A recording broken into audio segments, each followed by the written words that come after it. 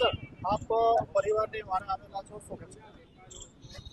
જે 12 જેટલા પરિવારો બહેનો સાથે અહીંયા ધરણા પર બેઠા છે, એમની રજૂઆત આજથી 10 દિવસ પહેલાં અમારી પાસે આવી હતી અને એ લોકો બહેનો સહિત ઓફિસ પર આવ્યા હતા. ત્યારે પણ એ લોકોએ રજૂઆત જે કરેલી કે અમે ચૂકવણું કર્યું, એકવાર સમાધાન થઈ ગયું છે, જે અમારી પાસે હતું એ બધું આપી દીધું છે, ત્યારે ફરીથી અમારી ઉપર જે ગેરંટેડ ચેક આપેલા એના રિટર્ન કરાવી અને અમારી ઉપર કેસ દાખલ કરવામાં આવ્યા છે. ત્યારે અમારે જો જેલમાં જવાનું થાય તો અમારા બાળ બચ્ચાનું શું થાય, આ પ્રકારની રજૂઆત થયેલી. અને ત્યારબાદ પછી અમે જાણતા ડાયમર્સનના પ્રમુખ પાસે અને દિનેશભાઈ નાવડિયા બધા પાસેની રજૂઆતને ધ્યાનમાં લઈ આજે જે રસ્તા પર અહીંયા બેઠા છે, ત્યારે હું એમને મળવા માટે અને એમના કાંઈક સમાધાનકારી વલણ થાય તે માટે હું એમને અત્યારે અહીં મળવા આવ્યો છું.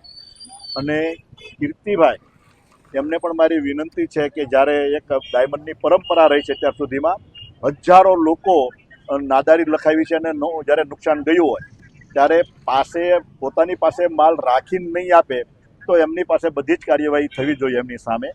પરંતુ જ્યારે ઘર બાર ઘરેણા કોઈ લોકોએ જમીનો પણ બાપજાની આપી દીધી છે કોઈ વાર, તો જ્યારે એની પાસે એવું કાંઈ છે જ નહીં, તો હું માનું છું કે વિનંતી કરું છું કીર્તિભાઈને કે આવા કેસ પાછા ખેંચે અને બહેનોને આવા યાતનામાંથી એમને મુક્ત કરવા જોઈએ અને માનવતાવાદી વલણ અપનાવવું જોઈએ. અને આપણી તો બહુ મોટી મહાન પેઢી છે અને ઇતિહાસ પણ રહ્યો છે, ત્યારે આવા ફક્ત 12 લોકો અને એમની પાસે નથી તો એમને જેલમાં જવાથી મોકલવાથી કાંઈ હાથમાં નહીં આવે.